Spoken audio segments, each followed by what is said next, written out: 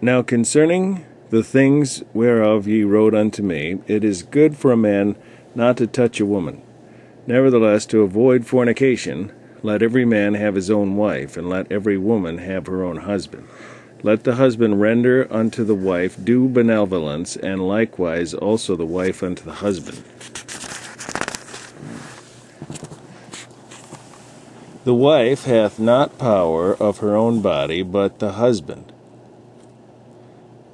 And likewise also the husband hath not power of his own body, but the wife.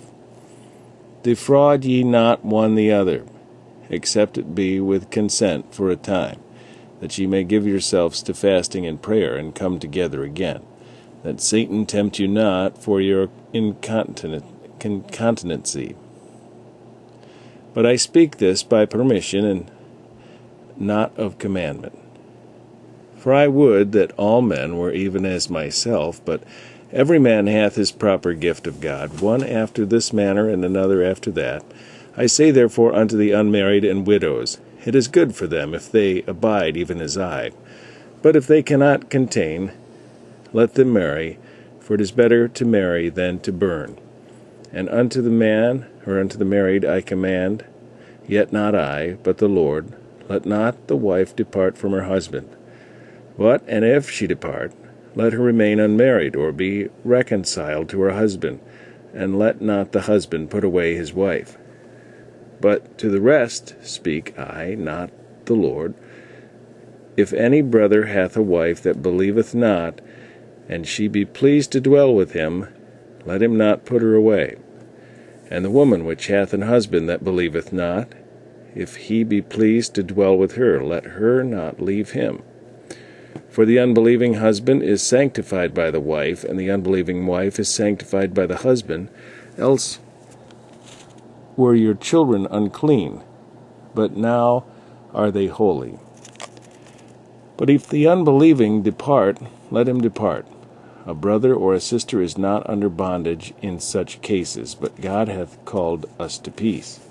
For what knowest thou, O wife, whether thou shalt save thy husband? Or how knowest thou, O man, whether thou shalt save thy wife?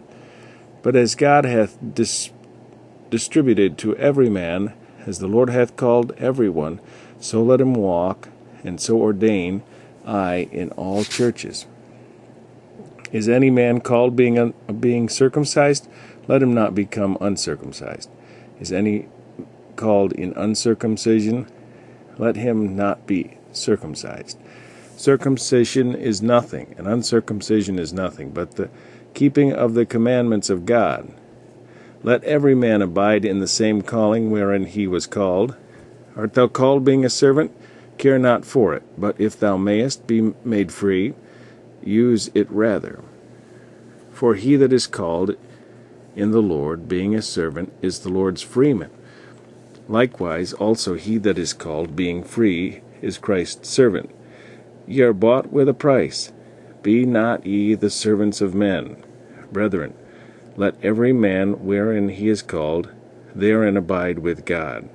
Now concerning virgins, I have no commandment of the Lord, yet I give my judgment as one that hath obtained mercy of the Lord to be faithful. I suppose therefore that this is good for the present distress. I say that it is good for a man so to be. Art thou bound unto a wife? Seek not to be loosed. Art thou loosed from a wife? Seek not a wife. But, and if thou marry, thou hast not sinned, and if a virgin marry, she hath not sinned. Nevertheless, such shall have trouble in the flesh, but I spare you. But this I say, brethren, the time is short. It remaineth that both they that have wives be as though they that had none, and they that weep as though they wept not, and they that rejoice as though they rejoiced not, and they that buy as though they possessed not, and they that use this world as not abusing it, for the fashion of this world passeth away. But I would have you without carefulness. He that is unmarried careth for the things that belong to the Lord, how he may please the Lord. But he that is married careth for the things that are of the world, how he may please his wife.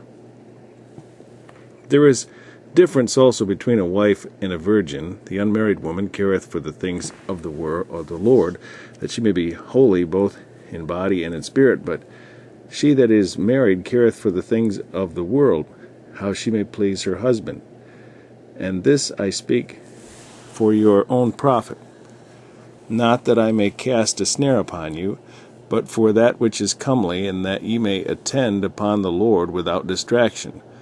But if any man think that he behaveth himself uncomely toward his virgin, if she pass the flower of her age, and need so require, let him do what he will, he sinneth not, let them marry. Nevertheless, he that standeth steadfast in his heart, having no necessity, but hath power over his own will, and hath so decreed in his heart that he will keep his virgin, doeth well. So then he that giveth her in marriage doeth well, but he that giveth her not in marriage doeth better. The wife is bound by the law as long as her husband liveth. But if her husband be dead, she is at liberty to be married to whom she will, only in the Lord. But she is happier if she so abide after my judgment, and I think also that I have the Spirit of God.